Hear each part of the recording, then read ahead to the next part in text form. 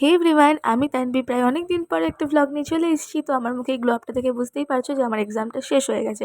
25 জুলাই থেকে 15 সেপ্টেম্বর অবধি written exam চললো, প্রি সিলেকশন এখনও ভাইবা বাকি আছে। আর আমাদের পাড়ায় অলরেডি লাইটও লেগে গেছে।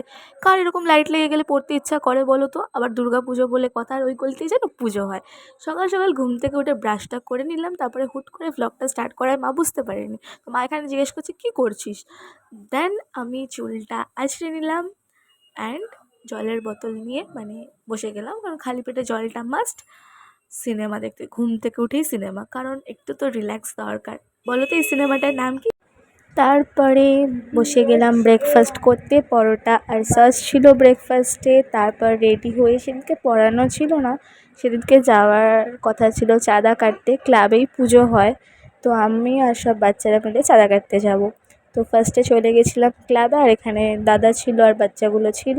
দেন ক্লাবটা পরিষ্কার হচ্ছিল, কারণ কি আর কতদিন পরে পুজো বলো তো, কমেন্ট করে জানিও। আর এখানে দেখো আরশোলার চাষ হয়ে গেছে। তারপরে বাড়িতে এসে স্নান করে নিয়েছিলাম লাঞ্চ, এবং বিকেলে ঘুম থেকে উঠে চলে গেছিলাম পড়াতে, চা খেয়েছিলাম।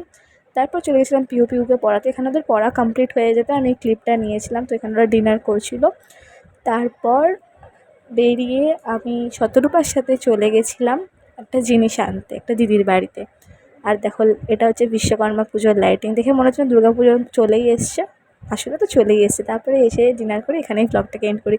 যদি ব্লগটা ভালো লাগে থাকে please do like, comment and share, subscribe. By.